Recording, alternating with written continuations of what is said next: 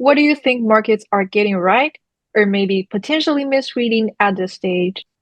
I think markets by and large are getting this right. I would not Mhm, argue with this mhm, move in the risk assets. On the energy markets, I mean, look, oil has come down a lot and over these last couple of days. I think we're in the 80s right now, in the mid mhm. 80s on both Brent and West Texas. I think that the thing that we should be sensitive to is the extent of the damage that's done to the infrastructure. The taking out of LNG capacity at the Ras Laffan terminal in Qatar is quite substantial. There's been some damage done to Kuwait oil fields. So I look at it as sort of two things. One is reestablishment of, specifically to the Strait, the U.S. blockade. That's not Mhm. happened yet. It's only, a small trickle, but markets are looking through that and assuming that we're on the resolution path. I think that's a correct interpretation. The other is the issue of capacity and how that's going to affect different economies. Now, I do think that markets are right in the conclusion that the US is much more insulated from high energy prices than Europe and Asia in particular. So I think the markets have got that right.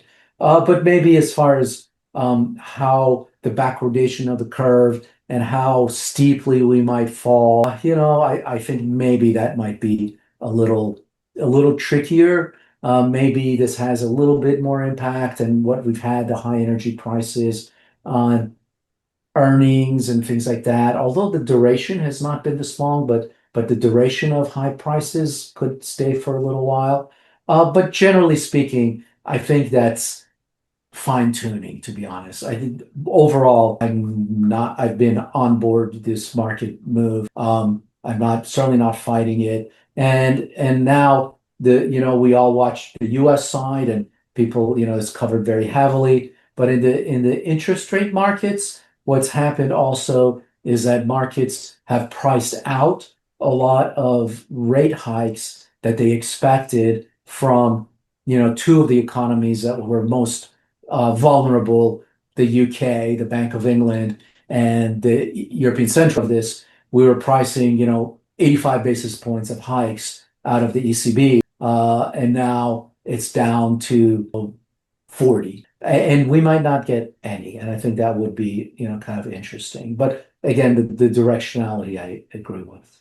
Mhm. And even if we get another spike in energy prices, I think markets are looking as that we are in some sort of resolution phase.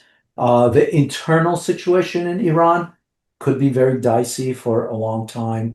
There's a lot of stress that is going to be imposed on Iran as a country, given all the damage. And so that political story could maybe even accelerate, who knows, pressure on the regime.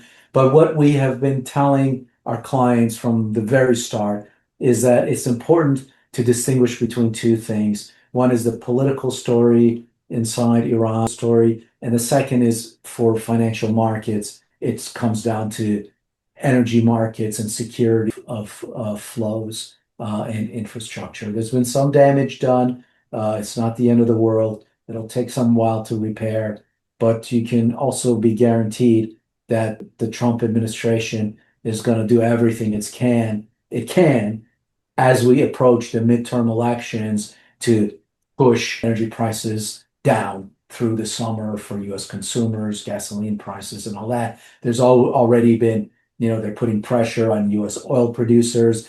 That might be tricky because, they would produce a lot if they thought that, that oil would be at 90 or 100, but these are long-term decisions. The more likely lever to me is actually that the US coordinates this with the Gulf allies who are very on board with working with the US and Trump in particular, especially the Emirates and Saudi, after having been, attacked belligerently and aggressively by Iran. So maybe we get that to push oil prices down. Let's call it over the summer, which is going to be Mhm. very important politically. Great. And finally, looking ahead over the next couple of weeks, what are the key signals or developments you'll be watching to assess whether the situation stabilizes or escalates further? Trump has narrowed down the negotiating points to from very many to from many to less, and say this has been all over the place and all of that. So one of the things that they dropped is regime change, right? And they're saying that, oh, this is regime change, but that's silly. That's the same regime, just different people, right? But the US isn't going to push for that. So that objective is gone. The other ones are military objectives, missile capability, Air Force, Navy. The US can say we've achieved all of those. And I think, not 100%, but enough.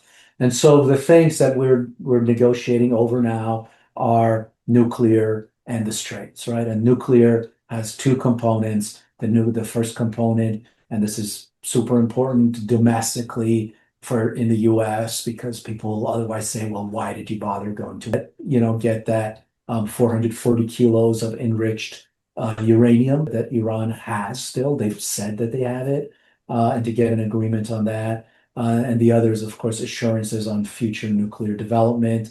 The Iranians, I firmly think, are very bribable. They will take money or some sort of promises. They'll negotiate it, but on turning over the uranium, turn it over to Russia or France. Maybe people aren't talking about that, but there's been a lot of back channels between Macron and Pezeshkian and Ghalibaf in Iran.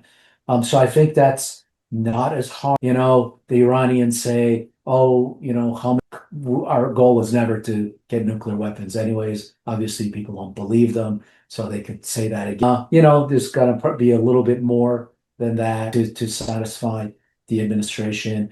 And on the straits, I thought the decision by the Trump administration, it's almost like jujitsu, or you're using the force and you're flipping it back on them to move the blockade, to actually say, okay, well, Iran is blockading the strait. So, okay, we're not going to have direct military and be in the line of fire, but we're going to do our blockade out here, and you're not going to be able to sell your oil either.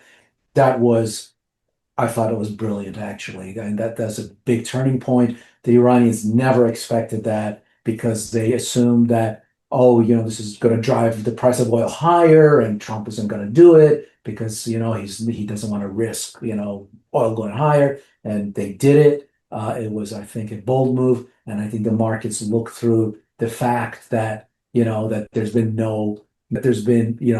virtually no oil cargo ships. There have been other ships that have gone through, and they're just looking and saying, okay, well, this has brought them to the table, and now we are ready to go. So two things I look for: simply the nuclear and the straits. Those are really the two main issues here. And I do think that there's room for resolution. I think the markets look through that.